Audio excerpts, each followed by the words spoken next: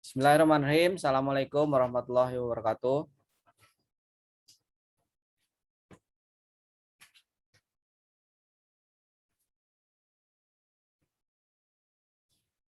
Halo? Halo?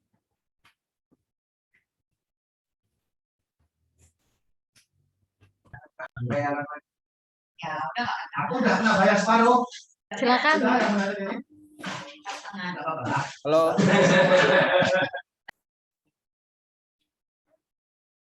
Udah masuk? Oh ya, sip. Bismillahirrahmanirrahim. Rabbi shrah li sadri wa yassir li amri wahlul 'uqdatam min lisani yafqahu qawli. Baiklah, rekan-rekan semua, Mbak Fitri yang kami hormati, saya sudah mengerjakan tugas yang Mbak Fitri kemarin berikan, yaitu mengenai integrasi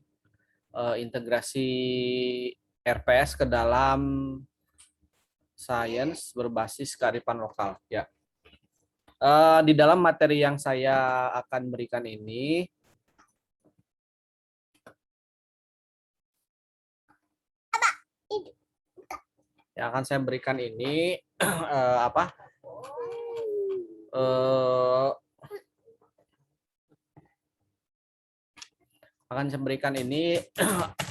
jenis integrasi yang saya lakukan adalah menyisipkan contoh dalam kehidupan sehari-hari. Nah, memang secara eksplisit tidak bisa menggambarkan secara sepenuhnya, namun ada bagian-bagian tertentu yang bisa saya nilai bisa gitu untuk disisipkan. Nah, yang RPS ini bobotnya adalah 3 SKS, yaitu kimia dasar, mata kuliahnya adalah kimia dasar dengan kode IPA sekian.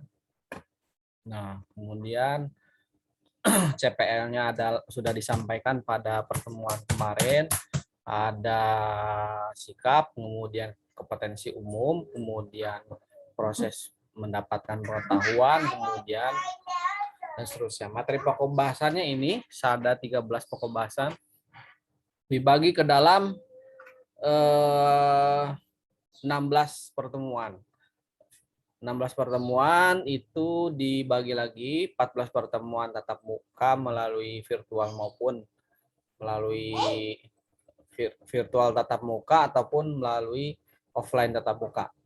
Ya, pada pertemuan pertama pada umumnya di seluruh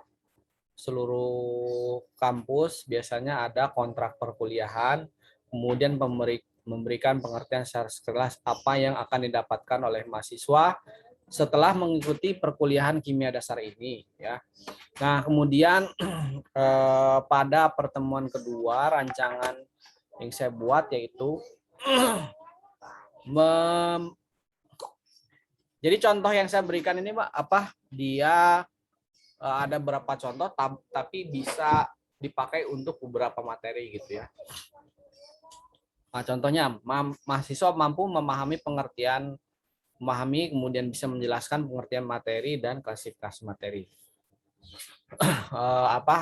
Materinya itu berupa konsep dasar materi, kemudian ciri-ciri perubahan. Mas Gamal, maaf minta tolong ininya simbol-simbolnya dimatikan dulu. Simbol. Iya, ini nih. Oh ya. Nah, oke. Jadi memahami perubahan fisika dan kimia, kemudian mengetahui contoh materi dalam kehidupan sehari-hari, kemudian klasifikasinya. Nah, di dalam klasifikasi materi dalam buku Kimia Dasar Raymond Cheng yang saya dapatkan, yaitu untuk klasifikasi materi itu kan ada yang campuran, kemudian homogen dan heterogen dan seterusnya. Itu contohnya dalam kehidupan umum. Nah, berdasarkan kearifan lokal saya menginterpretasikan bahwa yang bisa di input itu adalah contohnya adalah rebung bambu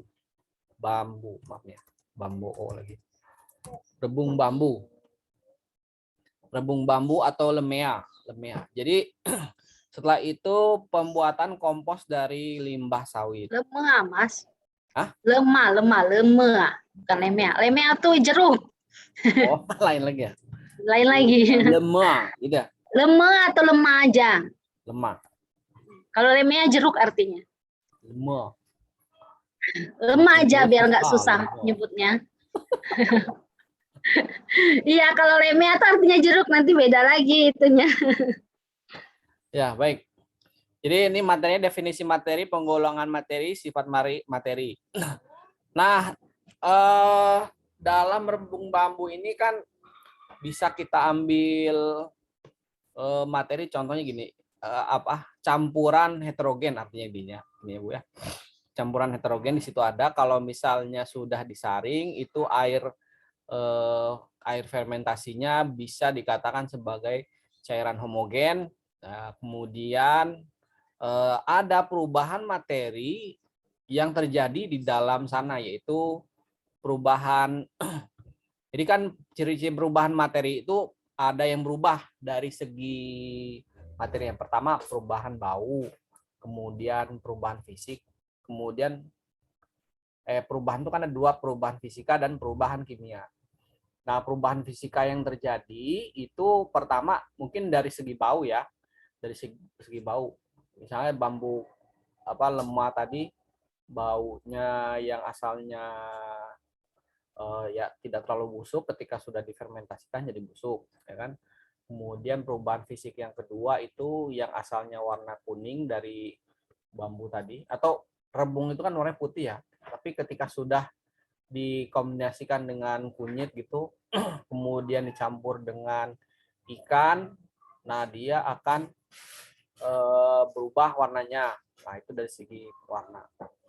Kemudian kalau dari segi perubahan kimia, tentu saja yang jelas-jelas berubah itu adalah komposisi kimia. Komposisi kimianya yaitu kan ini rebung ini kaya dengan selulosa ya. Selulosa ini bisa kita artikan juga sama seperti bahan tepung-tepungan yang terdiri dari C6H12O6. Nah, dengan adanya fermentasi itu tentu ada perubahan kimia di situ, susunan ininya susunan atom karbonnya. Tetapi memang tidak secara Hilang sinyalnya Mas Gamal ya. Halo? Halo? Halo? Ya, Bu. Ya. Memang tidak secara, belum bisa kita gambarkan komponen apa saja, komponen penyusun apa saja di dalam lemea gitu. Kemudian di pertemuan Oh iya.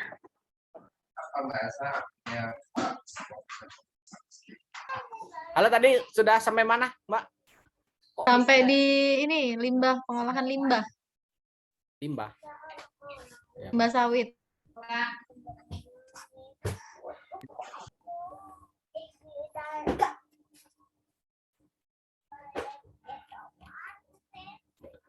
Limbah sawit ini telah terjadi perubahan fisika maupun kimia di sini. Jadi perubahan fisikanya yang asalnya berupa tandannya itu ada dari tandan yang besar, kemudian dirubah secara fisika melalui chopping atau pemotongan atau percacahan.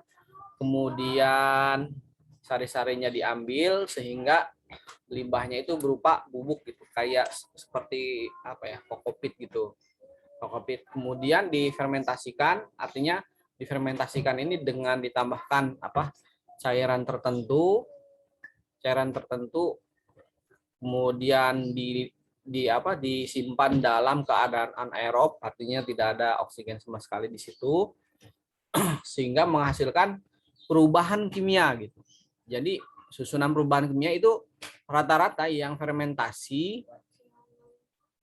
diawali dari zat tepung C6H12O6, baik itu selulosa maupun nasi yang udah karbohidrat gitu ya, selulosa karbohidrat. Kemudian klasifikasi materi itu Contohnya air kelapa ya, air kelapa itu kan rata-rata kalau campuran air kelapa itu ada yang homogen ya. Saya yakin homogen kalau misalnya disaring. Kemudian ini untuk teori atom karena pembahasan materinya, artinya gini, konsep atau penjelasan teori-teori atom ini kan merupakan abstraksi dari teori. Jadi untuk implementasi dalam kehidupan sehari-hari saya tidak ketemu gitu. Atau mungkin misalnya komponen materi yang seluruh ada di alam ini bisa sebenarnya di apa namanya itu, di breakdown menjadi teori atom. Di sini kan teori atom itu kan berkembang mulai dari Dalton, Thomson, Rutherford, Bohr, dan mekanika kuantum. Nah, saya belum menemukan teori atom yang membahas apa orangnya itu dari orang muko-muko gitu, belum ketemu. Kemudian ini SPU, sistem periode unsur ya. Sistem periode unsur ada pengertian SPU. Nah, ini masih teoritis sekali, belum ada implementasi dari kehidupan sehari-hari ataupun berbasis berbasis kearifan lokal. Kemudian ini konfigurasi elektron juga basis berkutat di seputar abstraksi dunia apa ya, ini kan imajiner konfigurasi elektron ini, jadi tidak bisa dicari implementasinya menurut saya. Kemudian bilang kuantum juga sama, ini masih berupa abstraksi.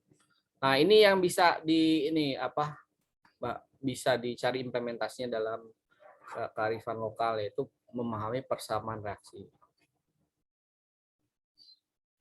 Nah, persamaan reaksi ini contohnya masih sama di yang itu tadi, di fermentasi tadi. Kan kalau fermentasi itu merupakan reaksi tidak spontan. Seperti yang kita ketahui bahwa reaksi itu ada yang reaksi spontan dan ada reaksi tidak spontan. Apa yang ikut dalam yang mempengaruhi komponen dasar reaksi itu salah satunya adalah entropi. Jadi cepat atau tidaknya laju reaksi itu kan tergantung dari komponen entropi itu sendiri gitu ya. Nah, ini di persamaan reaksi ada bagaimana mahasiswa bisa menjelaskan atau mengkomunikasikan kembali gimana caranya membuat persamaan reaksi. Kemudian dasar persamaan reaksi seperti apa. Kemudian di sini simbol dan persamaan reaksi. Oh maaf, ini saya kira laju reaksi tadi, maaf. Penyetaraan persamaan reaksi ini masih seputar ini apa tuh namanya? Abstraksi konsep ya, masih imajiner. Kemudian ini ikatan kimia masih imajiner juga, tidak bisa dicari kearifan lokalnya. Nah, ini stoikiometri untuk mencari perhitungan ini kalau implementasinya sih saya belum ketemu ya. Cuman kita bisa mencari stoikiometri itu dari percobaan pakai buret, kemudian titrasi namanya, titrasi secara sederhana, titrasi asam basak itu dari misal kita ingin menguji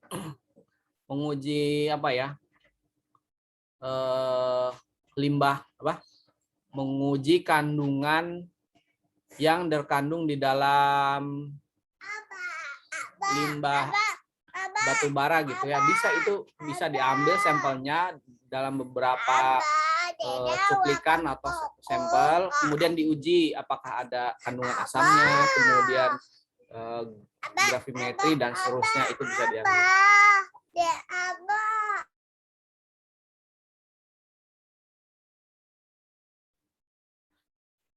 Ya, kemudian ya gitu. Stoikiometri masih dalam perhitungan juga. Ini kimia larutan bisa nih ya. Kalau kimia larutan itu mungkin pada praktiknya ada ini dari kembang sepatu.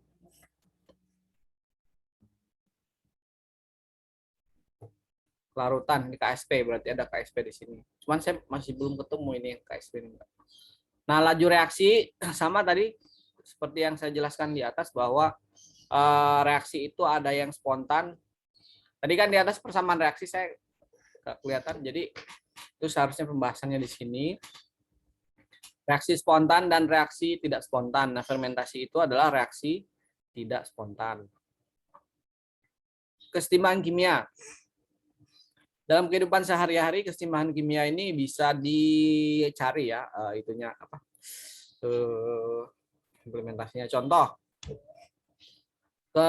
kemampuan hemoglobin dalam darah, itu kemampuan hemoglobin seseorang itu berbeda antara orang gunung yang di Curug dengan kemampuan hemoglobin orang yang ada di Kota Bengkulu di pantai dalam mengikat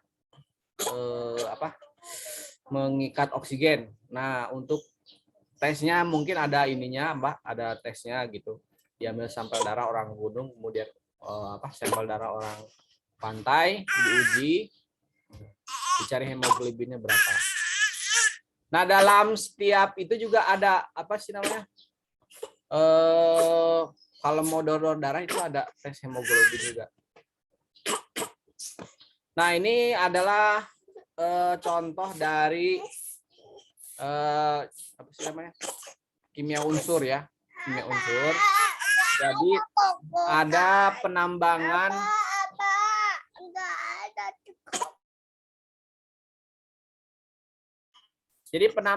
emas dengan metode tradisional.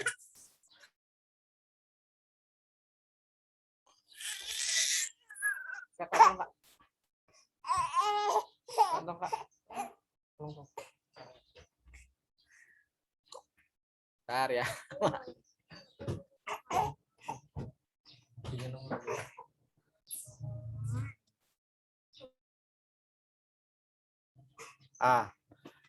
Nah, ini penambangan emas dengan metode konvensional di Lebong itu masih dengan bukan konvensional ya, jadi dengan tradisional. Artinya untuk jadi pasir-pasir emas yang ada di sungai itu diayak begitu demikian. Kemudian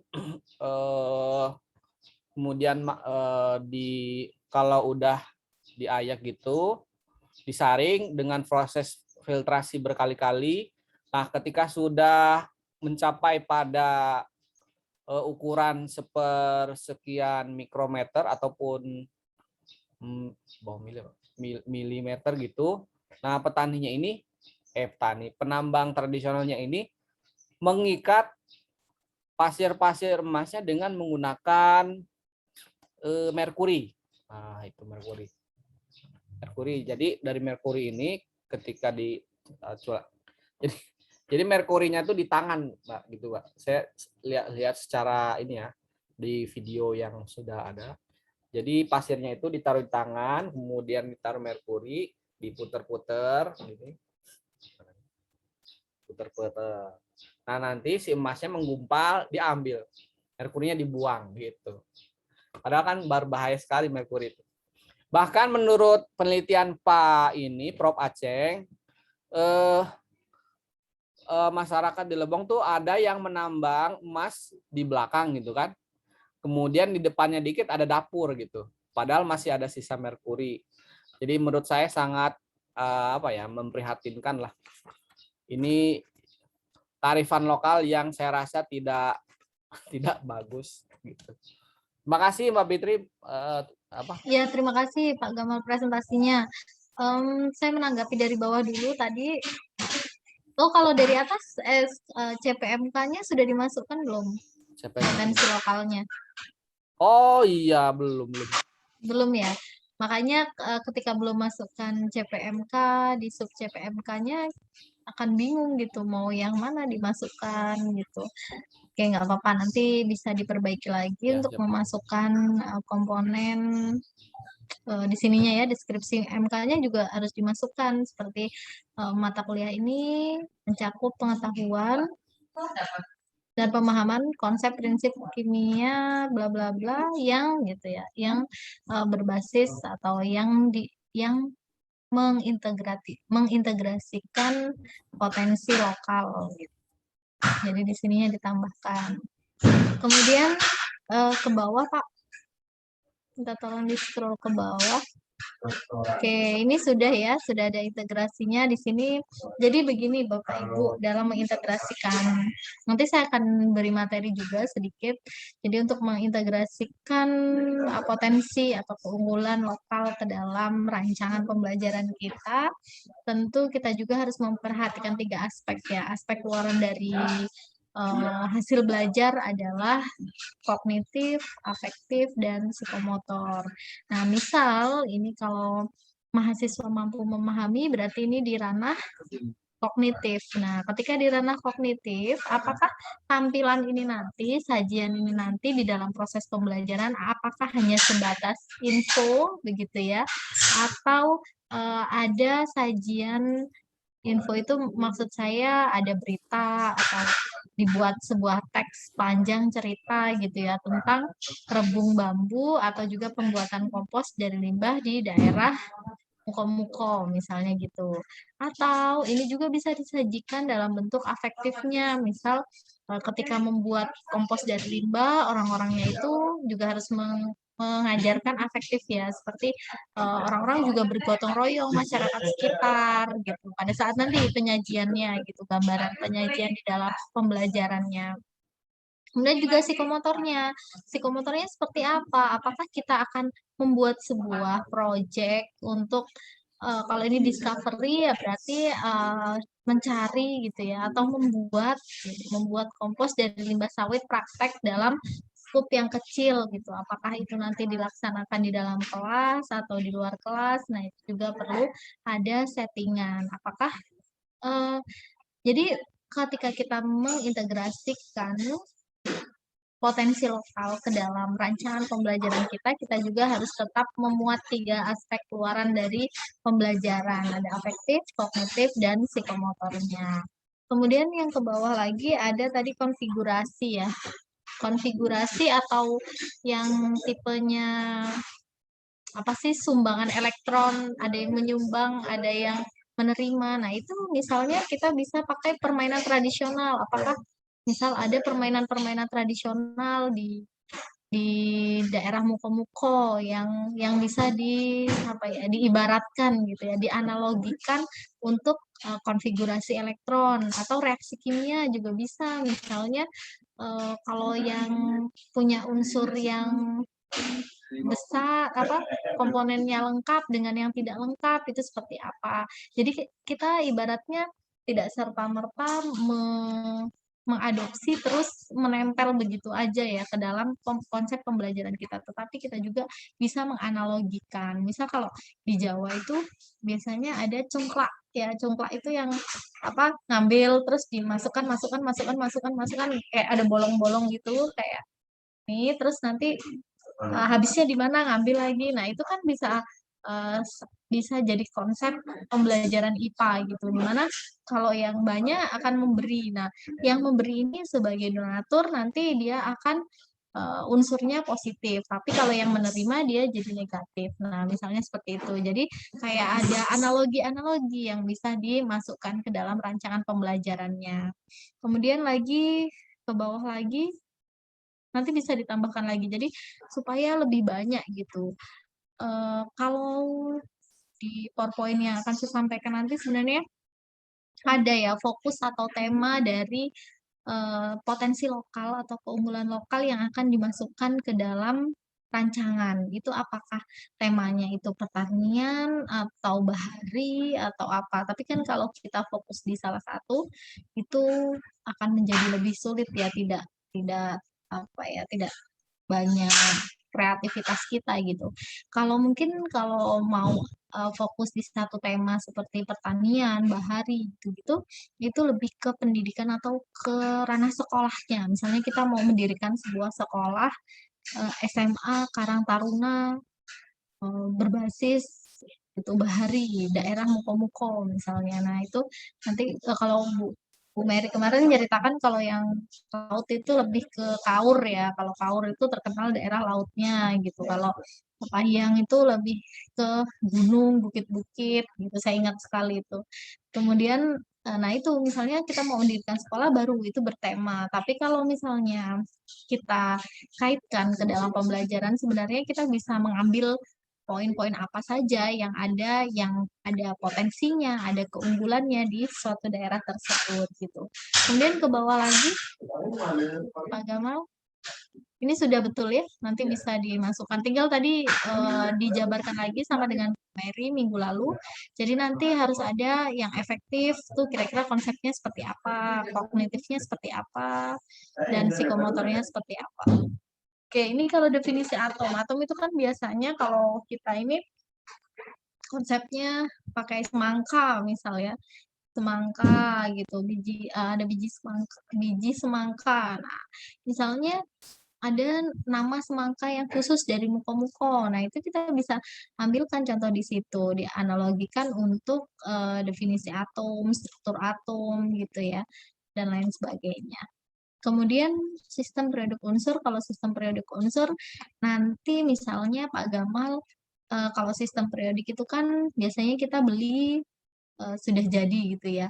Bisa nanti bagikan ke siswanya itu didesainkan background belakangnya itu dengan ciri khas dari muka-mukanya, misalnya apakah hewan atau bahkan gambar pemandangan belakangnya gitu. Jadi tidak serta-merta kita membeli eh, struktur periodik unsur itu yang beli jadi gitu. Tapi di situ tetap ada unsur-unsur keunggulan lokalnya dengan cara di backgroundnya atau di komponen mananya ditulis di sampingnya. Kalau dulu kan Heli apa ya kalau dulu saya lupa Heli Nakal, Rudy, CS Frankie gitu misalnya helium, natrium gitu ya dan lain sebagainya sampai ke Alina bawah. kawin, Robi CS frustasi. Nah, gitu ya, ya boleh Alina apa aja. kawin. Misalnya itu nanti bisa kita modifikasi dengan daerah muko-mukonya gitu. Misalnya siapa yang terkenal nama khas dari muko-muko gitu. Yang bisa kita ini, misalnya, Jadi berupa analogi ya Mbak ya. Kalau iya tadi kan betul. yang saya kasih itu kan contoh-contoh dari kehidupan sehari-hari. Bisa juga diimplementasikan berupa analogi-analogi gitu bisa ya. Iya, bisa-bisa dianalogikan bisa. Bisa analogi-analogi. Beli mangga cari Sri bagi rata. Nah, gitu juga bisa gitu. Maksudnya kalau apalagi ini kan ada terkenal tadi bambu, terus apa gitu. Kalau bisa dimasukkan ke dalam ini, nah mereka akan lebih mudah mengingatnya gitu karena ada konteksnya itu ada di sekitar mereka. Oke, kemudian ke bawah lagi bisa konfigurasi udah lanjut terus kuantum. Oke, Mas kimia ya terus persamaan reaksi. Nah, tadi reaksi itu bisa ya, beberapa materi kita masukkan, misalnya tadi di kompos tadi kan pasti ada reaksi kimianya, pembuatan kompos sawit tadi. Nah, itu pasti nanti bisa dimasukkan juga di konsep ini. Jadi nggak harus satu topik, satu potensi lokal, hanya satu materi. Kalau memang terbatas di wilayah tertentu, kita bisa menggunakan satu konsep potensi atau keunggulan lokal yang dijabarkan ke dalam beberapa submaterinya gitu. Jadi masuk cuman sudut pandangnya kan pasti berbeda. Kalau di persamaan reaksi berarti kita lihat ya reaksinya yang terjadi apa, bagaimana cara eh, menghitungnya atau mensetarakan reaksinya. Nah, terus kalau misalnya di bagian apa lagi tadi yang perubahan ya, perubahan dari fisika kimia, berarti kan itu sudut pandangnya beda lagi. Kalau fisika kan dari fisiknya gitu ya. Yang tadinya warnanya putih jadi hitam itu sudah masuk fisika. Kimianya apa? Apa yang menyebabkan dari yang putih menjadi hitam? Zat apa? Nah, itu baru kimianya. Oke, kemudian ke bawah lagi.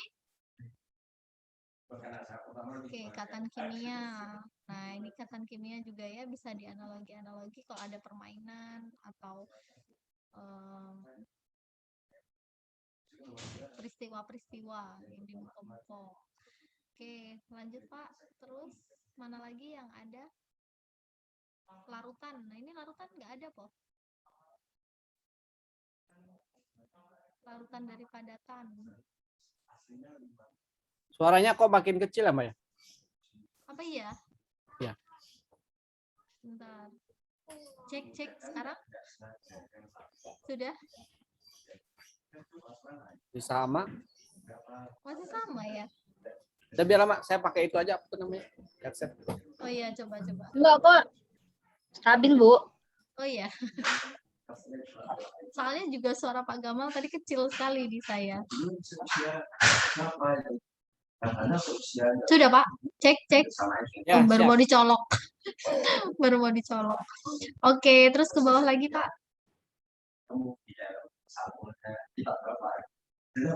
Oke, ini contoh apa? Apa rencananya? Suaranya enggak ada, Pak. SP belum ketemu ini, Mbak. Oh, belum ketemu. Oke, nggak apa-apa, dilewatin dulu. Terus ke bawahnya. Tadi ya yang konvensional. Oh, ini masih ada. Ya, boleh. Terus lanjut. Yang cara konvensional tadi, apa? Penambangan emas. Oh, Itu iya. beneran ada ya? Ada itu. Ada ya. Orang Lebong ada itu. Nah, itu juga kita bisa mengedukasi ya bahwa ada sistem tambang emas yang modern gitu misalnya. Jadi atau apa yang teknologi apa yang bisa dikembangkan gitu supaya tradisi atau potensi emas yang tadinya hanya digali atau ditambang dengan cara konvensional bisa menggunakan cara yang lebih modern dan aman gitu, Pak. Nah, itu nanti bisa project juga kan, bisa membuat alat sederhana misalnya yang lebih aman gitu dibandingkan menambang emas secara konvensional atau bisa membuat miniatur dari sistem penambangan emas yang sudah menggunakan teknologi. Nah, minimal kan mereka tahu dulu gitu. Tapi kalau ini untuk perguruan tinggi sih seharusnya minimal bisa merancang ini ya, merancang secara alat penambang emas secara sederhana gitu. Nah, ini juga bisa mengedukasikan bahwa hal ini tuh berbahaya gitu. Tradisi dalam konsep pembelajaran, sorry saya lupa. Nah, itu kita ketika memasukkan budaya, memasukkan potensi lokal itu tidak serta-merta semua yang ada di daerah tersebut kita bisa masukkan tanpa filter ya. Jadi kita harus tetap mana yang bagus kita bisa teruskan, mana yang kurang baik kita bisa mengedukasi gitu supaya kemungkinan atau hal-hal buruk itu tidak akan terjadi lagi seperti ini. Penambangan emas dengan konvensional tadi sudah disampaikan banyak resikonya ya, dan itu peluang kita sebagai ilmuwan, sebagai dosen, dan sebagai mahasiswa itu bisa mengedukasi masyarakat untuk kemudian nanti bisa mengembangkan sebuah alat penambang emas yang lebih modern. Itu aja, mungkin itu dari saya, Pak Gamal, bisa diperbaiki nanti, bisa dikaji, terutama memasukkan yang CPMK-nya tadi ya, dimasukkan potensi lokalnya. Oke, sementara itu dulu. Kalau kegiatannya tuh, kok nggak ada kegiatan pembelajarannya sih? Ini ya? Gimana, Pak? Kok kegiatan pembelajarannya nggak ada? Ini kan topik ya. Ini yang contoh ini kan topik. Nah, metode pembelajaran apakah ini di metode pembelajaran? enggak sih. Oh iya. Iya. Iya. Ini ada di Oke. sini. Cuman masih sederhana sekali kayak merangkum gitu. Sama indikatornya ya. Indikatornya itu kan tidak boleh hanya sebatas memahami ya. Tetapi dia kan banyak indikatornya, bisa merancang, bisa membuat, bisa mengumpulkan gitu ya, yang lebih high order thinking gitu. Nah, jadi masih menjelaskan memahami itu kan masih C2. Dicoba merancang itu sudah sampai C6, C5, C6 merancang itu. Oke, itu saja. Terima kasih Mas Gamal atas presentasinya. Banyak Mbak Pitu. Iya. Iya Pak, ditenangin dulu Pak, kasihan Pak. Oke, selanjutnya Mas Walid silakan. Sudah siap? Oh, baik, makasih Bu. Saya ini sebenarnya belum siap Bu, karena seminggu kemarin full untuk menyiapkan berkas itu, tapi setidaknya saya juga punya konsepan untuk Tapi udah mengembangkan. ada belum? RPP-nya udah ada belum? RPP-nya sudah ada, cuman poin-poinnya itu belum ini. Belum Kebetulan dimasukkan. Kalau belum dimasukkan minggu depan aja, saya presentasi dulu. Saya mau jelaskan materi. ya nggak apa-apa. Minggu Oke. depan aja ya Bu, sekalian minggu saya depan ya. jadikan artikelnya. Ya, terima Iya, kasih. oke. Kebijaksanaannya. Kemudian minggu depan juga kita akan diskusi judul dulu ya. Kalau Bu Mary sudah kebut artikelnya sudah jadi ya luar biasa gitu. Maksud saya tuh minggu depan ini kita baru judulnya gitu. Judulnya tuh apa sama abstraknya dulu gitu. Abstraknya menggunakan metode apa, terus mau rancangan di artikelnya tuh apa. Tapi kalau misalnya sudah jadi satu artikel ya itu lebih bagus, nggak apa-apa. Oke, saya akan. Kalau judul sudah ada saya Bu, kalau judul. Kemarin sudah diskusi juga sama teman-teman bertiga ini. Kalau Mas itu. Gama itu mengambil atau apa namanya rebung, kalau saya mengambil pendak. Jadi judulnya gimana judulnya? Judulnya itu kajian etnoscience suku Lembah dalam proses produksi pendak sebagai media pembelajaran atau kajian. Oke, itu kalau Mas Walid. Terus kalau Bu Mary? Bu Mary? Kabur ya? Itu fotonya aja itu. Ya? Gimana? Notanya ke Mbak Elsa. Mas Gamal apa Mas? Oh, nggak tahu loh Mbak Elsanya.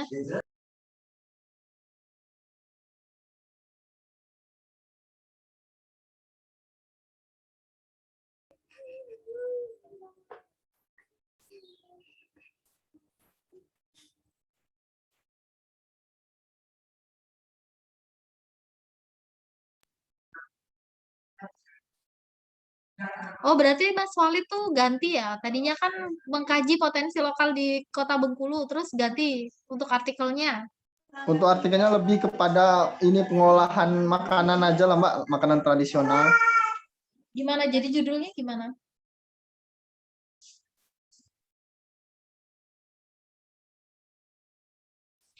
Jadi judulnya gimana? Ikut kuliah ya. Ikut kuliah ayah ya. Lagi sakit, ini panas. Oh iya nggak apa-apa. Ibunya lagi AMI Pak di itu TP. Oh iya. Kajian etnoscience suku Lembah dalam proses produksi pendak. Artinya ada beberapa ini di sini. Yang pertama melihat dari RPS-nya, analisis RPS-nya, kan? Kemudian dari bahan-bahannya juga. Gitu. Kajian etnoscience suku Lembak dalam proses produksi. Oh iya. Oke. Mas Gamal, Mary nggak tahu saya coba kemarin katanya udah bahas itu semua. Bu Mary apa Bu Mary? Belum ada Bu Mary. Pak Gamal apa judulnya?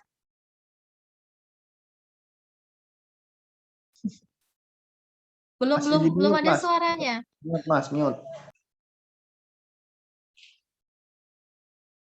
Masih di mute Mas. Kemarin kan topiknya masih di analisis potensi etnoscience di Muko-Muko. Cuman kan sepertinya terlalu ini ya, meluas gitu. Nah, gimana Pak saran? Kalau kayak Mas Walid gitu mengkaji apa? Kalau misalnya mengkaji proses kimia di dalam fermentasi gitu kan ini ya murni ya. Jadi nggak nyambung. Gimana baiknya? Sebenarnya bisa nggak murni asal ditambahkan sebagai media pembelajaran. Nah, itu bisa. Dia jadi selain mengkaji prosesnya, reaksi kimia apa saja yang terjadi, nah itu nanti bisa dimasukkan atau sebagai media atau sebagai bahan ajar atau sebagai modul gitu ya. pembelajaran IPA. Nah, itu bisa asal ada pembelajarannya. Kalau misalnya pakai RPS yang itu ya berarti analisis atau analisis pembuatan RPS gitu ya, atau integrasi konsep ini di dalam RPS. Nah, itu juga bisa melalui apa? Misalnya melalui diskusi kelompok kecil. Yang penting kajiannya perinci kegiatan-kegiatan dari awal sampai dengan jadi RPS-nya. Oh, jadi kegiatan integrasi juga bisa dijadikan artikel jurnal, Pak? Integrasi. Bisa. Integrasi. Nanti kan biasanya integrasi itu melalui cara apa? Atau lesson study, atau bisa inquiry, atau kita misalnya ini diskusi blended. Nah, itu juga bisa. Bisa. Nanti kan pertama kita harus apa? Melakukan kajian terlebih dahulu. Kajiannya kajian apa? Kemudian kemarin kan kita kajian yang pertama, kajian cari dulu potensi-potensi atau keunggulan di masyarakat di satu kabupaten wilayah di Bengkulu gitu. Kemudian setelah itu kita apa? Analisis RPS dulu, mana yang kira-kira bisa dimasukkan atau bisa diintegrasikan dengan potensi lokalnya. Kemudian yang ketiga apa? Nah, hasil-hasil dari proses itulah yang disajikan di dalam artikel gitu. Bisa itu. Kalau Bu Mary apa judulnya, Bu? Bu Mary dari mana, Bu? Iya, Bu. Bu Mary saya cari loh dari tadi. Tadi fotonya aja. Kok ada orangnya gitu. Tadi pakai jilbab warna abu-abu, tiba-tiba jadi warna kuning gitu kan. Maaf, Bu. Ini ada trouble lagi, Bu.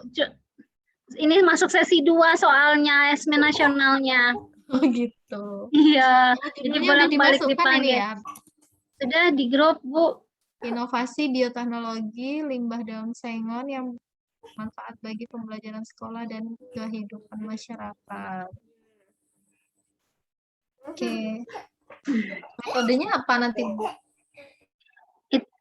Itu apa sih namanya perpaduan, Bu, antara eksperimen sama itu sama pendidikan.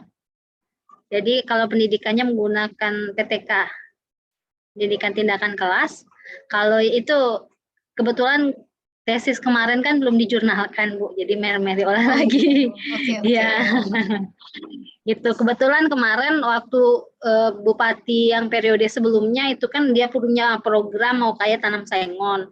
Nah, terlepas dari itu proyek atau seperti apa, kenyataannya di Kepayang dengan tertanamnya sengon banyak itu kan menghasilkan limbah, Bu. Jadi limbahnya itulah yang dimanfaatkan untuk sengonnya untuk apa? Sengonnya?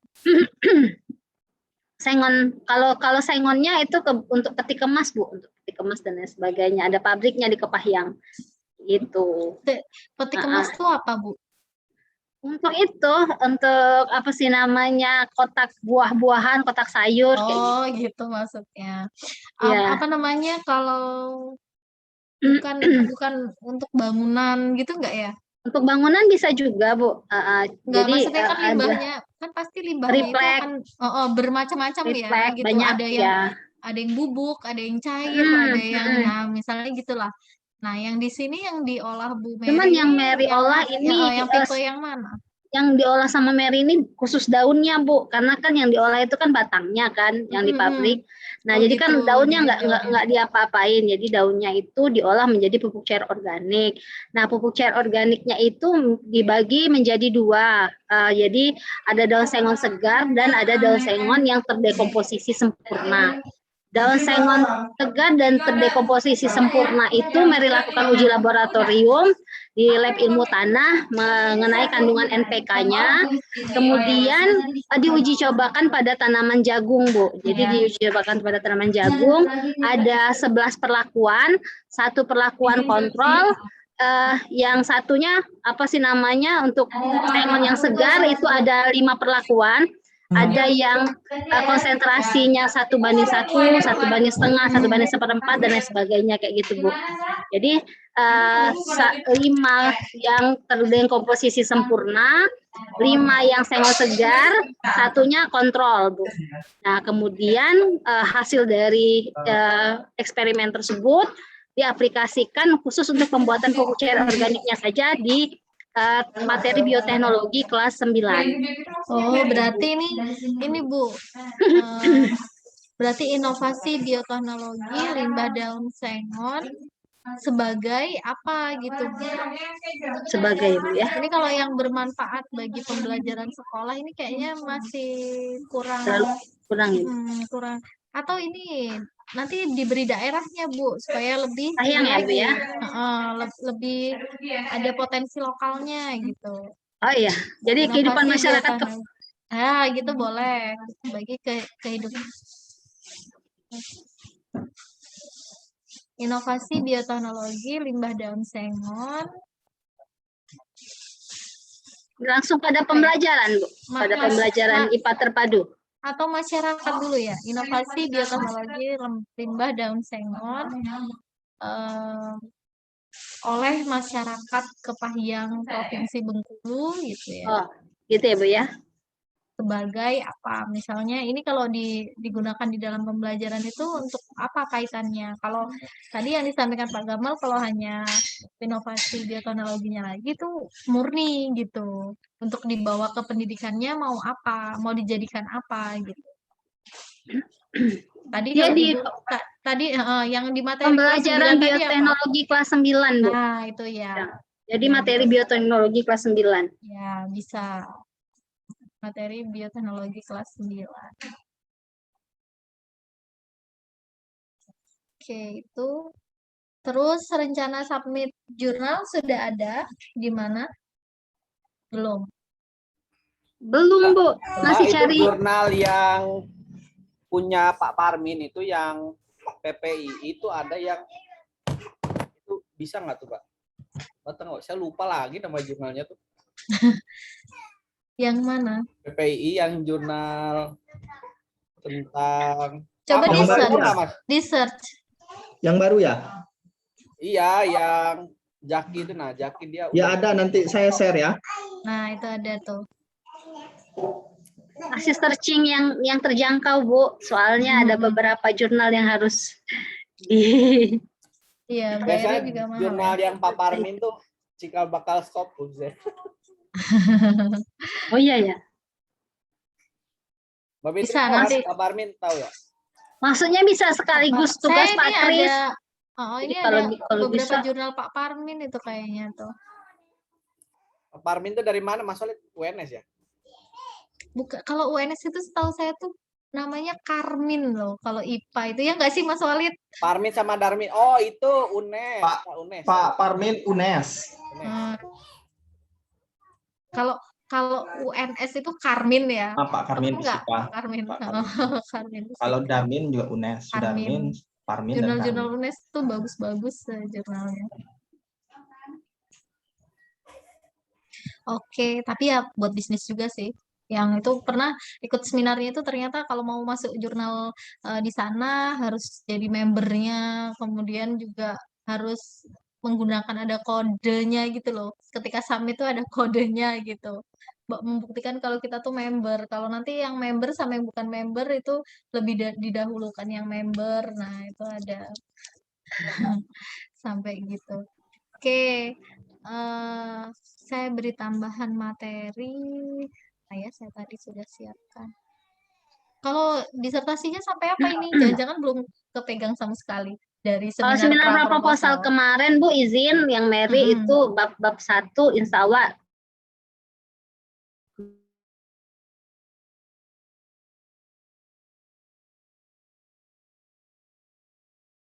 Jadi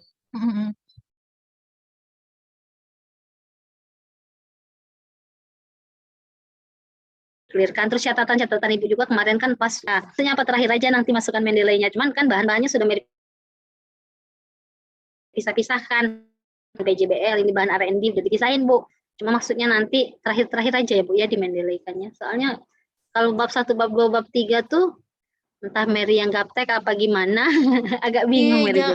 Jangan dipisah halamannya, Bu. Digabung jadi satu aja.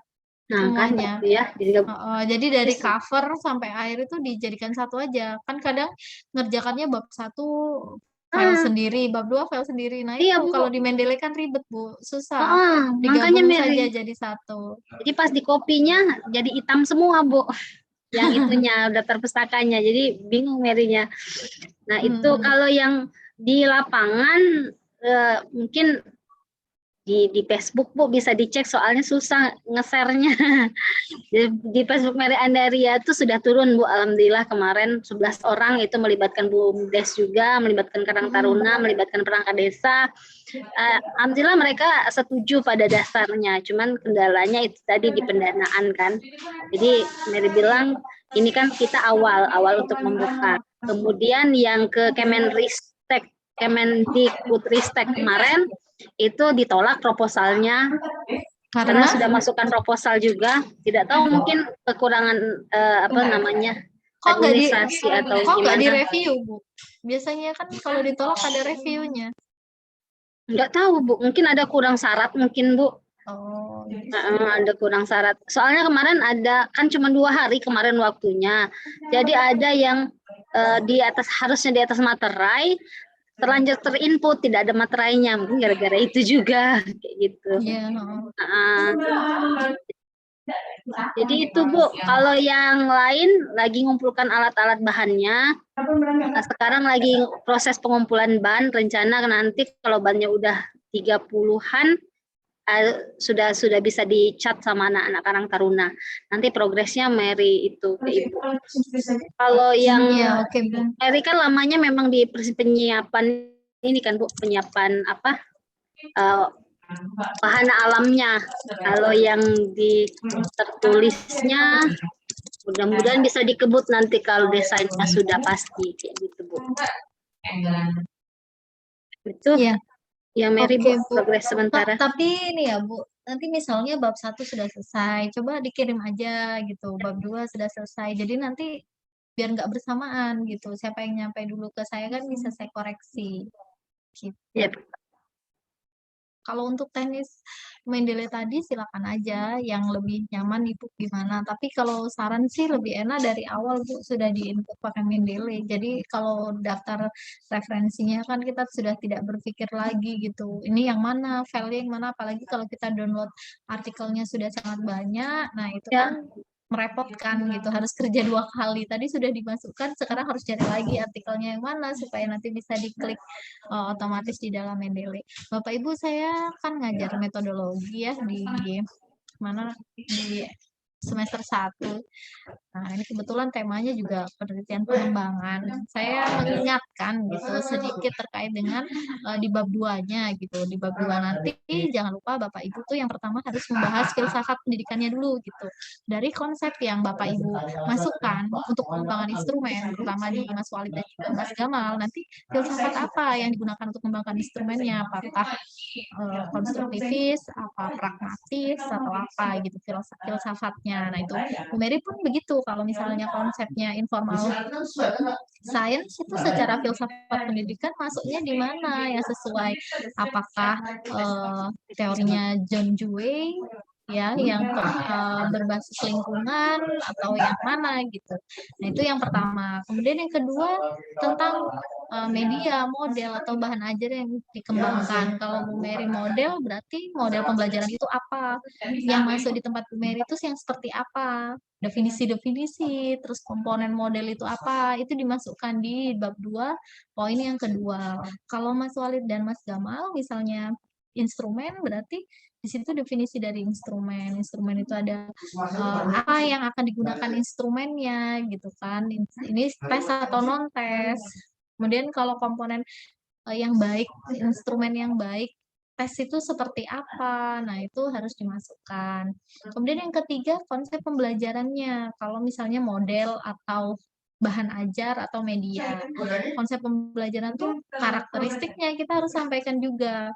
Kalau itu untuk siswa SD, SMP, SMA atau perguruan tinggi itu karakteristiknya seperti apa, konsep pembelajaran di perguruan tinggi itu seperti apa, sehingga Mas Gamal dan Mas Walid perlu mengembangkan instrumen gitu ya, instrumen tersebut gitu. Itu harus dikaitkan dengan variabel yang kita teliti. Kalau di Bu Mary konsep pembelajarannya apa? Konsep pembelajaran informal science itu seperti apa? Nah, itu Ibu masukkan Bu Mary. Di situ sebenarnya informal science itu seperti apa sih pembelajarannya dan mana riset alur riset yang akan Bu Mary ikuti gitu. Mau paham yang mana gitu. Informal science itu misalnya apalagi konsepnya tidak terlalu banyak ya, syukurnya tuh itu gitu Bu. Jadi lebih mudah memetakan gitu. Nah, lebih banyak peluang riset untuk bisa ngambil sebuah novelty atau kebaruan dari riset yang sebelumnya. Kemudian yang keempat ada, nah ini barulah model atau bahan ajar atau instrumen yang akan dikembangkan. Itu harus jelas tergambar. Misalnya kalau mau mengembangkan bahan ajar atau modul, berarti struktur modulnya adopsi teorinya siapa, isinya diperoleh dari mana gitu ya, evaluasinya bagaimana. Kalau misalnya instrumen ya berarti instrumen pengembangan instrumennya itu mau ngadopsi punyanya teori siapa, tes non tes, kalau tes tuh dari siapa, kalau non tes dari siapa. Kemudian sub CPMK-nya yang diuraikan itu misalnya karena sesuai dengan tadi konsep pembelajaran perguruan tinggi yang harus high order thinking, berarti di dalam mengembangkan instrumennya juga mengambil poin C1 sampai C6 misalnya. Kemudian kalau Mas Walid difokuskan atau dijabarkan ke konseptual, prosedural, faktual gitu ya. Nah, itu juga dijabarkan. Yang faktual itu yang seperti apa? Yang di dalam risetnya Mas Walid. Faktual itu mencakup apa? Jadi itu bukan dari ahli lagi, bukan hanya dari ahli, tetapi dari kita sendiri gitu. Instrumen kita itu seperti apa? Itu dimasukkan ke dalam bab 2-nya. Barulah bab 5 yang komponen 5 ini variabel yang sesuai yang di judul. Misalnya instrumen tersebut kalau Mas Gamal untuk meningkatkan KPS. Nah, KPS itu apa? KPS yang diambil yang mana? Kenapa KPS dasar dan terintegrasi gitu. Itu ya, jadi dimulai dari filsafat pendidikannya dulu. Dan media atau apa yang dikembangkan, konsep pembelajarannya menyesuaikan dengan level atau subjek penelitian yang akan kita dijadikan subjek penelitian, kemudian baru ada media, model, bahan ajar. Sesuai dari apa yang akan kita kembangkan. Baru variabel yang akan diukur dalam judul. Kemudian kalau kerangka pikirnya, nah ini juga kerangka pikir misalnya ada kemampuan berargumentasi. Nah, indikatornya apa? Terus untuk mengukur apa? Di mana poin argumentasi aspeknya yang bisa menyebabkan indikator di dalam apa yang akan dicapai itu jadi meningkat pemahaman. Nah, ini aspek dari kemampuan berargumentasi, indikator yang mana yang mau dicapai. Nah, itu juga harus diuraikan. Ini baru nanti dijabarkan di dalam kerangka pikir di bab 2 secara deskriptif ya atau kalimat gitu. Kalau nyusun kerangka pikir saya lebih mudah membuat tabel, nanti dimasukkan aspek yang pertama, misalnya kalau Mas Walid misalnya berargumentasi itu menyampaikan pendapat misalnya. Rangkaian pembelajarannya ini tidak perlu, nanti langsung ke indikatornya. Kalau misalnya menyampaikan pendapat, indikatornya apa di dalam pemahaman, berarti secara faktual teori yang disampaikan jelas misalnya. Terus secara konseptual, faktual, konseptual, prosedural, metakognitif, nah itu seperti apa gitu. Jadi betul-betul jelas terurai gitu di dalam kerangka pikir sehingga memang instrumen berargumentasi tersebut memang dapat meningkatkan atau dapat digunakan untuk meningkatkan pemahaman atau mengukur pemahaman konsep secara faktual, konseptual, prosedural, dan metakognitif. Tuh. Mungkin itu kalau di bab 3 tetap sama ya, seperti pakai EDI, 4D, kemudian instrumen. Nah, instrumen yang digunakan kalau bisa Bapak Ibu buat dulu tabel seperti ini. Jadi kalau sudah dibuat tabel seperti ini nanti akan mudah. kalau misalnya instrumen kan ini disesuaikan dengan rumusan masalah ya. Kemarin kan kita sudah yang pertama itu pasti analisis kebutuhan. Betul, Bu. Instrumennya apa? Angket, wawancara, lembar observasi, atau apa? Nanti teknik analisisnya juga berarti kalau analisis kebutuhan pakai angket, analisisnya apa yang digunakan? Kalau ini analisis kebutuhannya wawancara, teknik analisisnya apa? Jangan serta-merta nanti Bapak Ibu buat analisis kebutuhan wawancara, tiba-tiba di sini analisis skor, kan nggak masuk akal gitu. Harus pakai apa? Analisis wawancaranya. Apakah wawancara tuh hanya kita bertanya dapat jawaban terus kita simpulkan? Kan tidak seperti itu. Pasti nanti ada cara analisis atau mentranskrip dari hasil wawancara. Nah, itu menurut siapa? Juga nanti dimasukkan di bab 3-nya. Izin Bu, izin bertanya. Oh iya, Kami kan kalau dengan Prof Endang itu lebih kepada kasus yang nyata gitu. Saya diminta dalam 1 minggu ini untuk langsung terjun ke lapangan mencari data-data real terkait dengan untuk dimasukkan ke dalam bab 2. Misal materinya tentang ekosistem, artinya yang dibuat dalam ekosistem itu adalah data-data real yang ada di lapangan. Iya. Nah, itu yang akan saya nanti kumpulkan dalam 1 minggu ini. Nah, kami izin Bu, kalaupun boleh dalam beberapa hari, emang setiap hari apa gitu, kami bertemu langsung dengan untuk mensinkronkan antara pernyataan dari Prof Endang yang kami mata kuliah ini. Kalau hanya lewat Zoom sepertinya agak susah gitu Bu. Jadi, silakan aja. Kalau ketemu dengan Prof Endang, Prof Lutfi kemungkinan agak susah ya. Mungkin di Zoom itulah kami berkesempatan untuk bisa bertemu. Kalau dengan Ibu Fitri kan mungkin bisa setiap hari Kamis atau setiap hari Jumat kah yang berkaitan dengan bimbingan itu. Karena emang mata kuliah yang sebelum ini itu artinya yang mata kuliah yang satu lagi itu emang progresnya lebih kepada ini. Alhamdulillah kami sudah pada tataran kerangka berpikir sudah selesai, kan? Kemudian pada tataran rubrik, kalau kami dengan Mas Gamal rubrik itu penskoran sudah selesai. Kalau Mbak Mary lebih ke lapangan mempersiapkan lahan yang ada di lapangan, gitu kan, sudah selesai lagi. Tinggal beberapa lagi sehingganya untuk persiapan perang itu senjata-senjatanya sudah ada. Nah, itu yang kami belum konsultasikan dengan Ibu Fitri gitu loh. Nah, tadi ada juga usulan bahwasanya ingin diikut sertakan Ibu Fitri dalam perkuliahan itu setelah selesai instrumen ya Mbak ya, Mbak Mary ya. Setelah selesai instrumen apa setelah selesai apa? Tapi kan kami bingung juga gitu loh. Jadi, maksudnya gimana?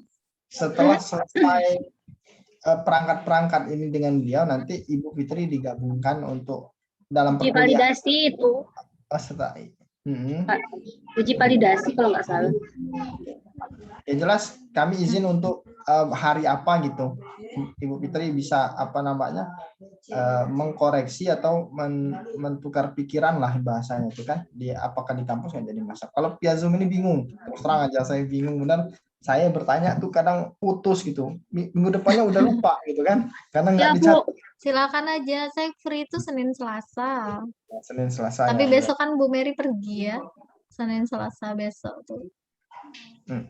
Mary itu Bu yang blank sekali itu Bu KPS Bu. Belum pernah.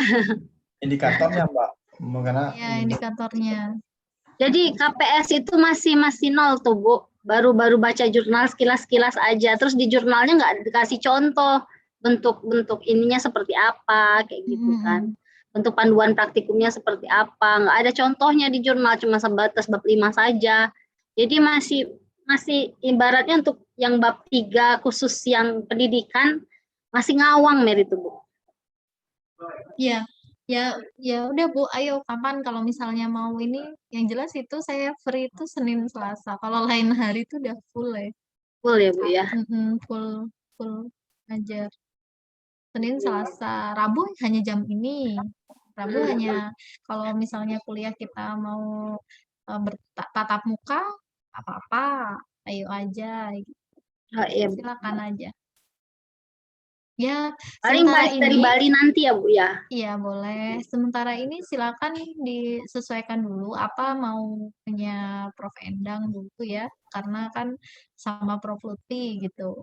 Mungkin kalau Bu Mary sambil konsul ke Prof Aceng gitu. Jadi nanti Kalau ketemu dengan saya tinggal diskusi hal-hal yang perlu disepakati aja gitu.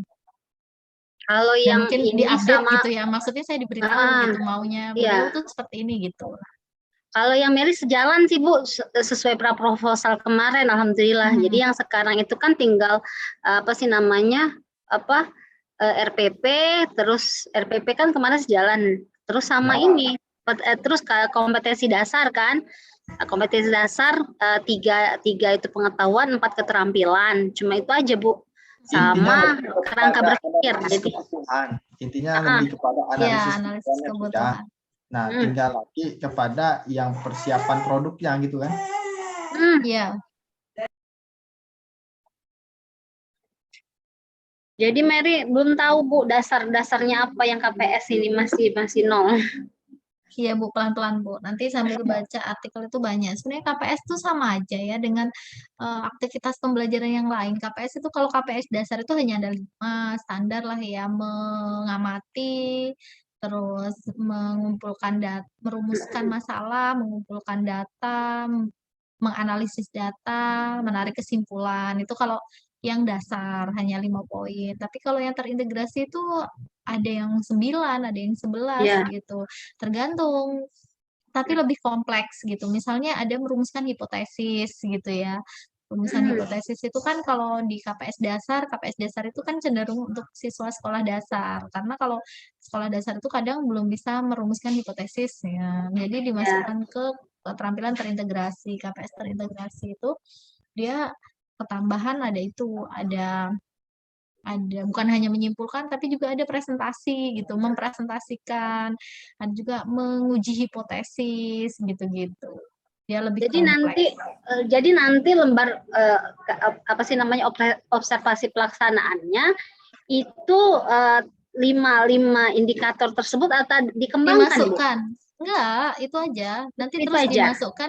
dimasukkan di dalam panduan praktikumnya itu gitu. Misalkan proyek pertama itu kan menentukan tema ya atau menentukan proyek apa yang akan dikerjakan. Nah, itu di situ KPS-nya apa? Misalnya Kayak gitu. nah mengamati gitu kan. Nah, jadi ada langkah-langkahnya. Dia kalau secara PJBL yang pertama menyiapkan tema proyek berarti APS-nya di situ misalnya satu langkah untuk dia dapat tema proyeknya itu loh gitu. Langkah yang pertama dia harus mengamati, misalnya mengamati lingkungan sekitar. Nah, itu kan udah KPS yang pertama. Oh gitu.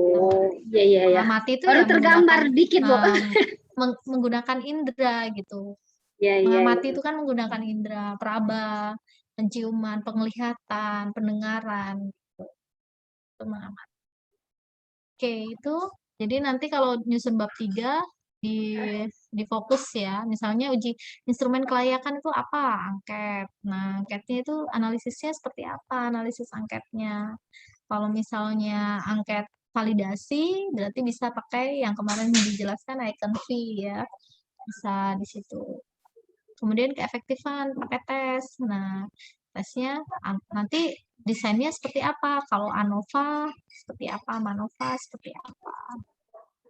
Kalau yang Mary gimana, Bu, yang nggak pakai tes keefektifannya? Gimana ya, Bu Mary? Kalau keefektifannya berarti pakai lembar hasil ini, Bu. Hasil pengerjaan itu, Bu. Jadi berarti ada tesnya ya, Bu ya, di akhir itu. Sebenarnya nggak perlu, nggak apa-apa sih, karena kan di dalam panduan praktikumnya itu kan nanti kan siswa itu atau pengunjung itu mengisi di dalam buku panduannya itu kan panduan praktikumnya. Nah, itulah yang kita analisis saja untuk melihat efektivitasnya itu bisa. Jadi berarti dari angket itu aja, Bu ya, yang keefektifannya. Dari angket kepuasan konsumen yang kemarin Ibu bilang. Kan? Kalau kepuasan itu beda ya, beda keperluan ya? Itu. Kalau efektif itu atau enggak dari lembar observasi. Lembar observasi aja ya, Bu? Iya, boleh pakai lembar. Kalau kelayakan produknya dari yang itu ya, yang validasi kan, Bu? Iya, betul. Kan pasti pakai angket ya, angket validasi kan ke ahli media, ahli materi, ahli apa gitu. yang sesuai dengan kebutuhan kita.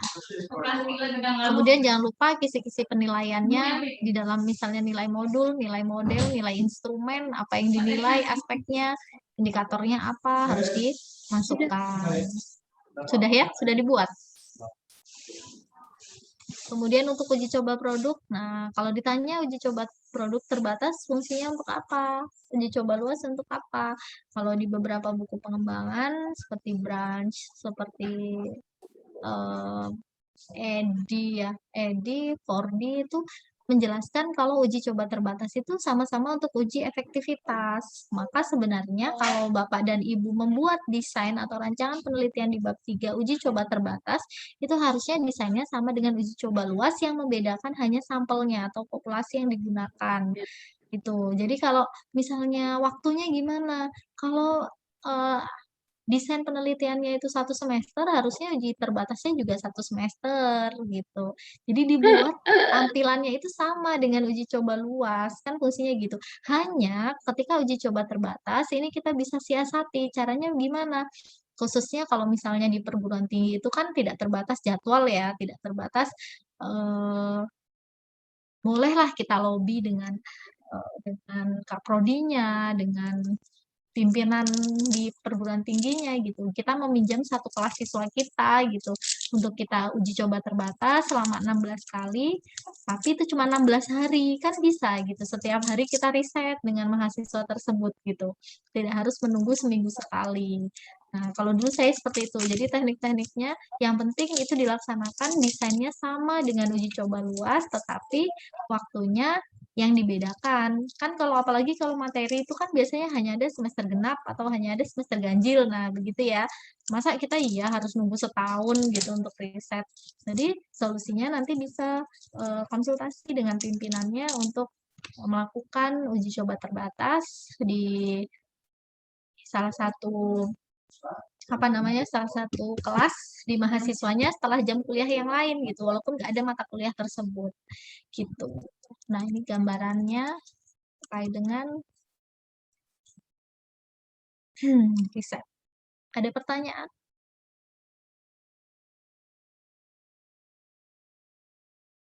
Kalau tidak ada, saya tambah materi dulu ya untuk wawasan lokal. Saya menemukan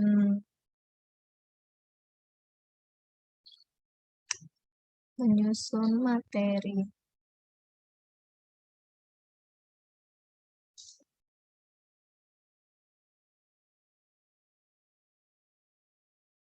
Nah, Bapak Ibu, kalau kita berbicara tentang IPA ya, masih ingat pembelajaran sains itu terdiri dari 3, sikap itu apa, proses itu apa, produk itu apa?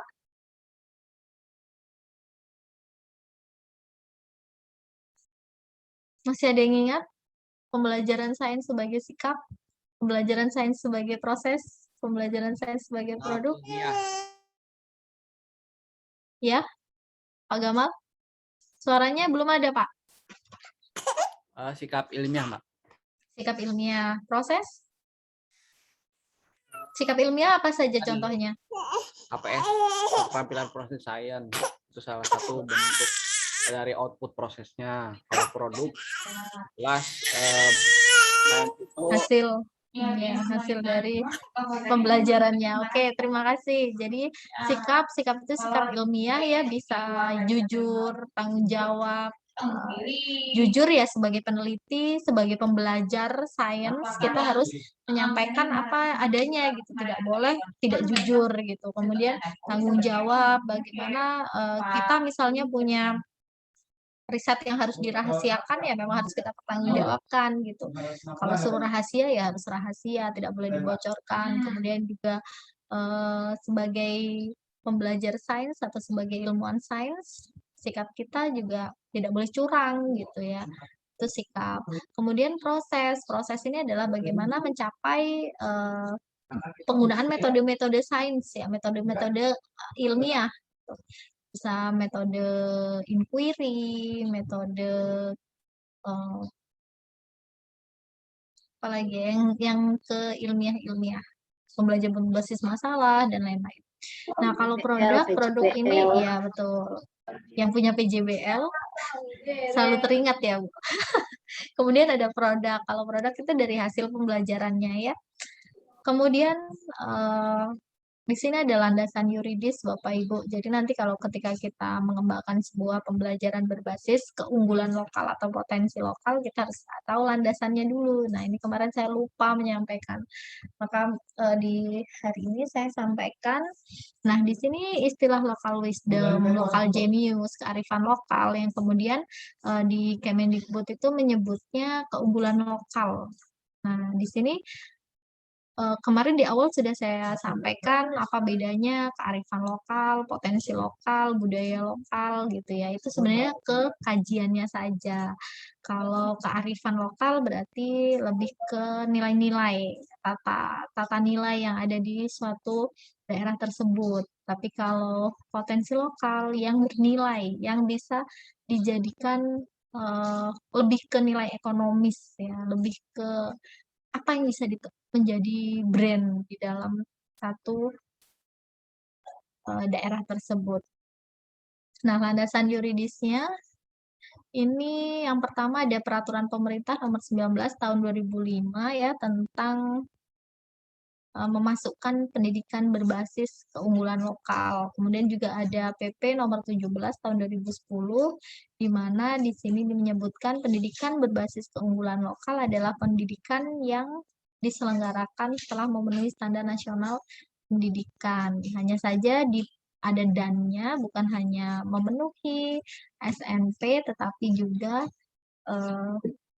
didasarkan keunggulan atau kompetitif dari daerahnya. Nah, ini kita lihat di sini, sebenarnya peraturan yang B ini, yang nomor 17 tahun 2010, ini masuk ke ranah pendidikan ya. Kemudian diturunkan nanti ke kurikulum, baru kurikulum ke pembelajaran. Nah, di sini juga ada dari peraturan pemerintah nomor 17 tahun 2010, yang ayat kedua, di sini Pemkab yaitu yang sudah memenuhi SMP kemudian bisa mengembangkan.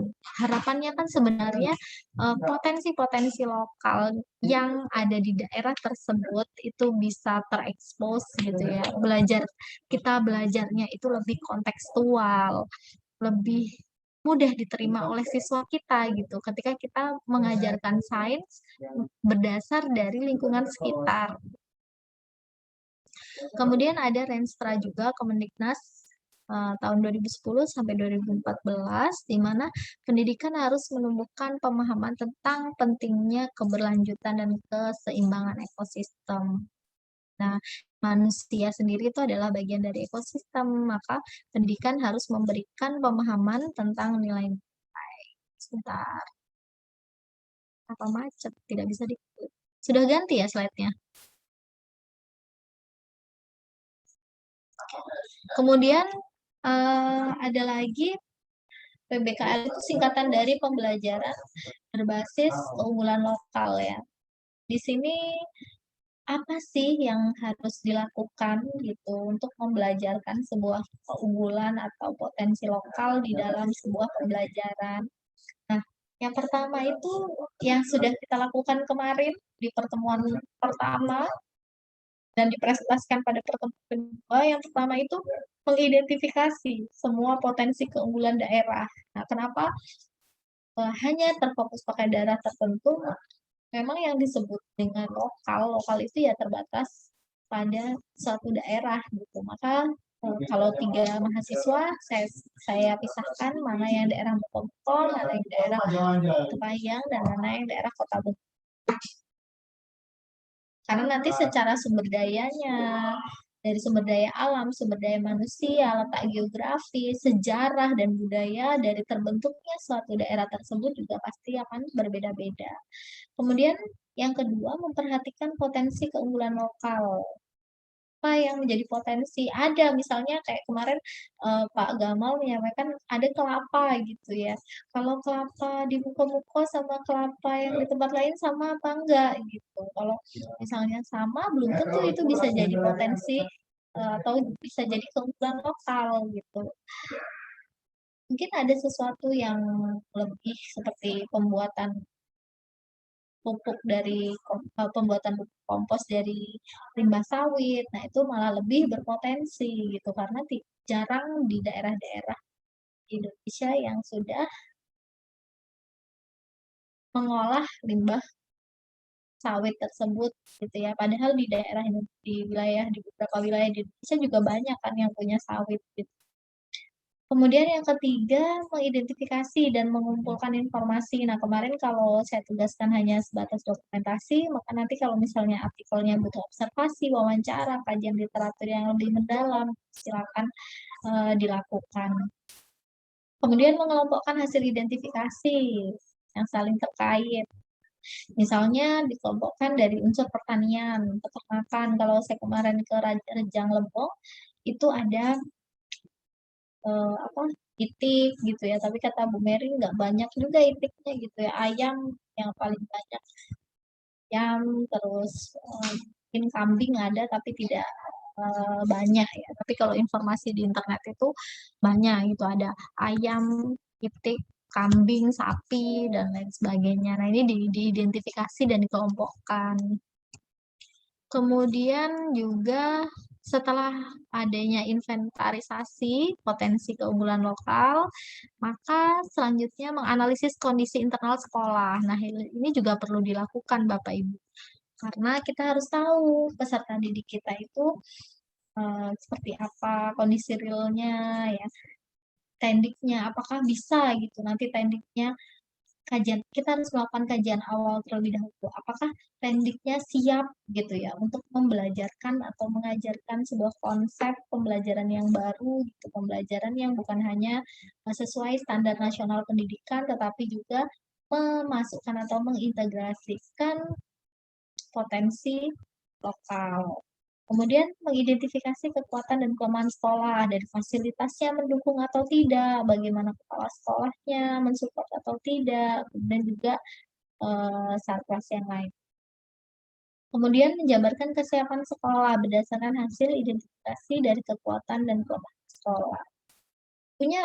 Daerah tersebut punya potensinya besar, tapi sekolah tidak siap, itu tidak mau belajar, kemudian tidak mau mengikuti pelatihan, kepala sekolah tidak mendukung juga tidak akan sukses kegiatannya dalam mengintegrasikan keunggulan lokal di dalam pembelajaran. Kemudian langkah ketiga adalah menentukan jenis keunggulan lokal dengan melakukan analisis lingkungan eksternal. Kalau tadi internal, ya sekarang eksternal. Yang pertama, mengidentifikasi data real lingkungan eksternal sekolah dari komite, dewan pendidikan, bisa juga dunia usaha dan dunia industri ya. Dan mengidentifikasi peluang dan tantangan yang ada dalam pengembangan potensi. Apa sebenarnya? Apakah pemerintah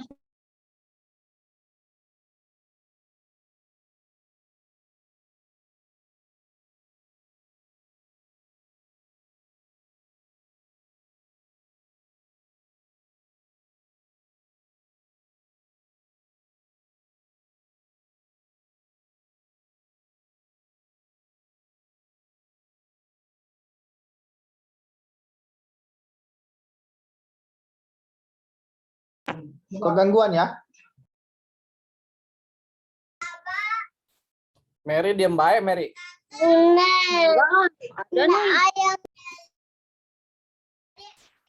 Kok kira di screenshot dia aja.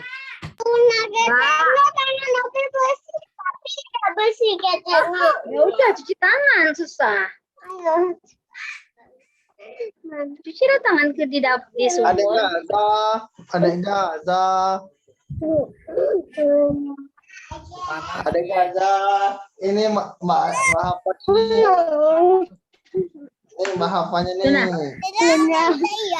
Halo, anak mantu. Halo, Mbak. Halo, ih. Halo, Teteh, tuh Teteh nak. Dadah dulu nak, dadah dulu nak, dadah. Teteh udah mamam belum?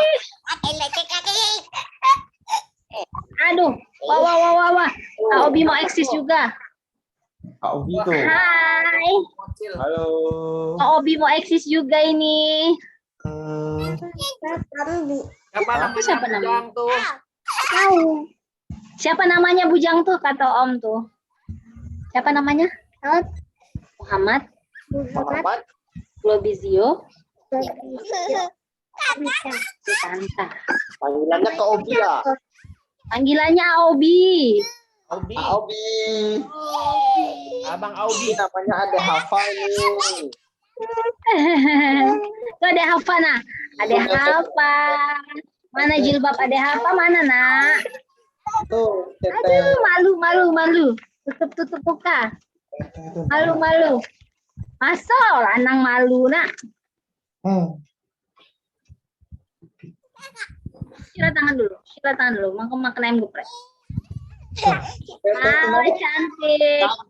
Kapan ke Mercure lagi, Teh? Teh? Teteh ditanya Om Bali tuh. Kakak, kapan? Mau ke Mercure lagi nggak berenang?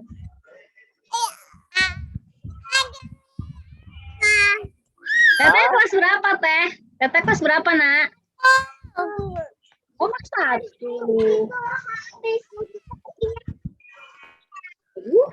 Dulu, cari air dulu. Ya, mohon maaf ya, sinyalnya Sinyal ya.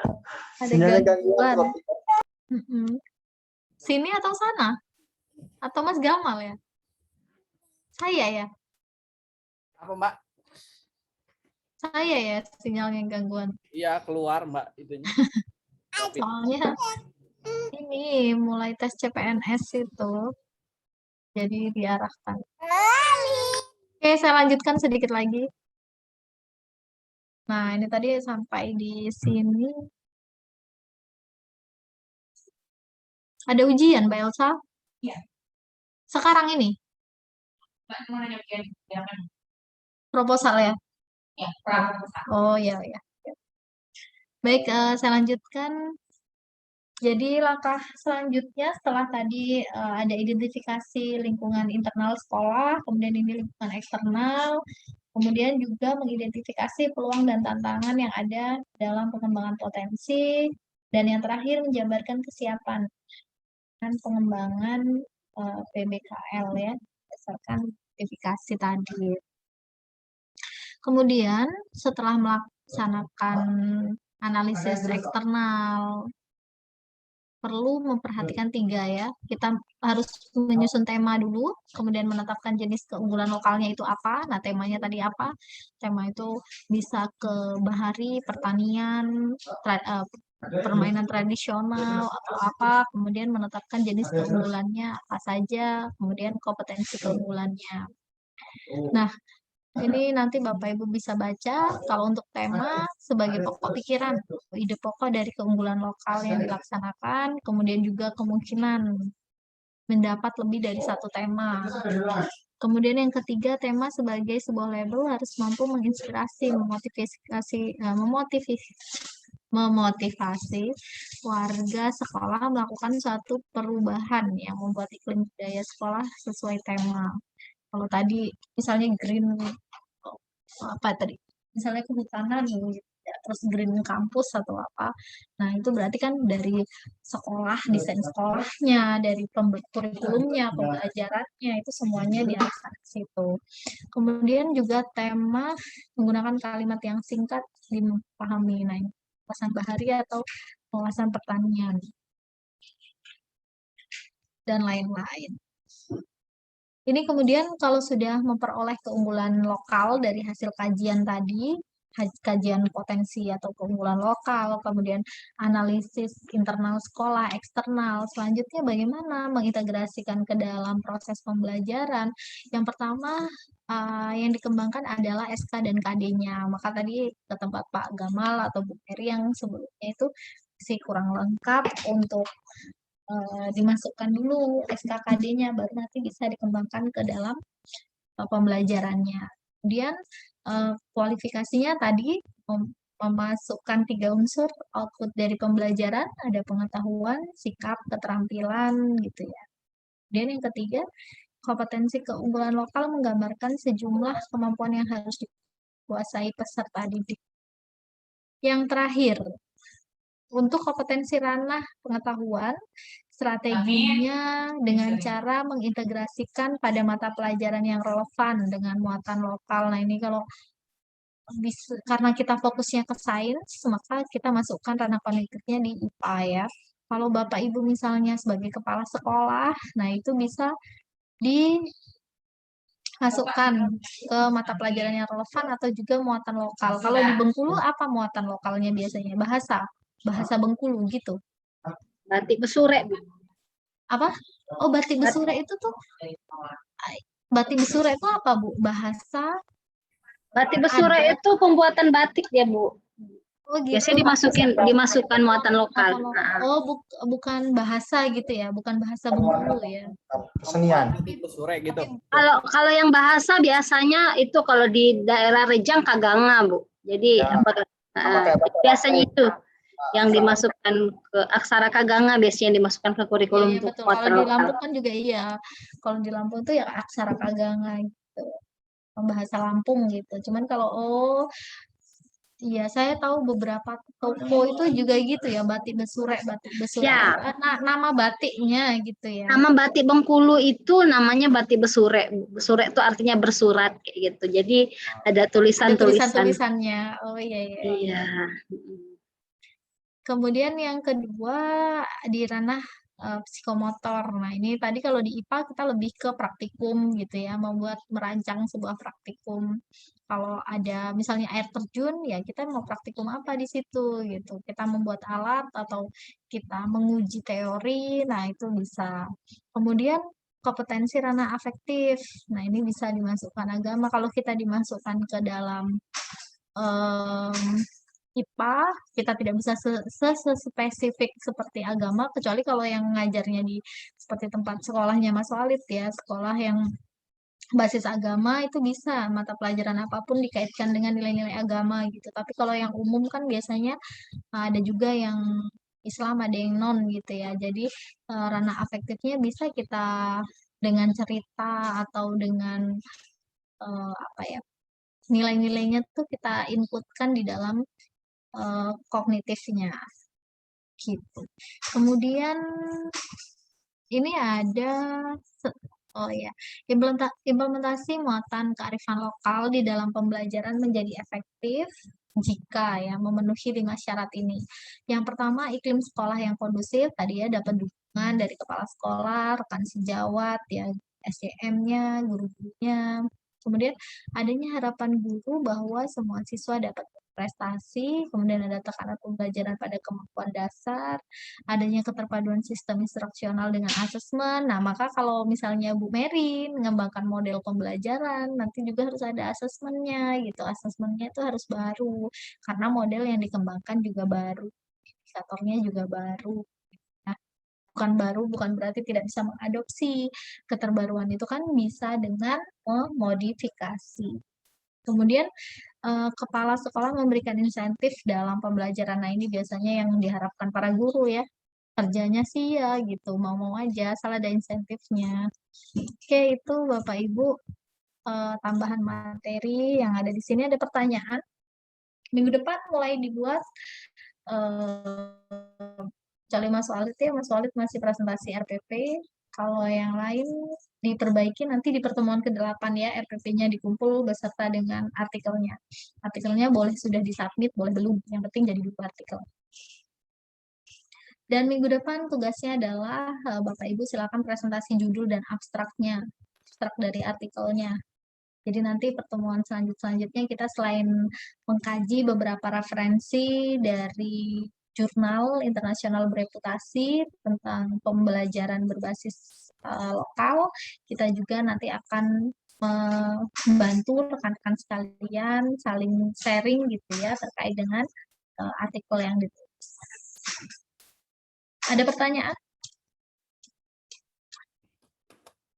Nggak ada? Kalau sudah cukup ya saya cukupkan. Kalau Mas Walid masih sibuk aja dari tadi ya. campur-campur gitu aktivitasnya. Mas Gamal juga masih ditinggal, istrinya masih AMI ya. Terus Bu Mary juga masih ngurusi asesmennya gitu. Silakan bisa dilanjutkan aktivitasnya. Yang penting tugas minggu depan terselesaikan. Mas Solid jangan lupa RPP-nya dibuat. Minggu depan presentasi dulu, sebelum presentasi judul dan abstrak ya. Judul dan abstraknya dulu gitu. Baru nanti minggu berikutnya baru bab 1, minggu berikutnya bab 2, bab 3 dan seterusnya. Untuk RPP difinishingkan dulu, diperbaguskan lagi, diperbaharui sesuai dengan masukan. Nanti dikumpulnya di pertemuan ke-8. Terima kasih. Banyak kurangnya saya mohon maaf yang sebesar-besarnya. Saya Iris. Assalamualaikum warahmatullahi wabarakatuh. Waalaikumsalam. Ibu mohon izin, Ya. minggu depan kan Mary kan kemungkinan besar nggak bisa ikut, Bu. Kalaupun ikut kan mungkin nggak bawa laptop, Bu.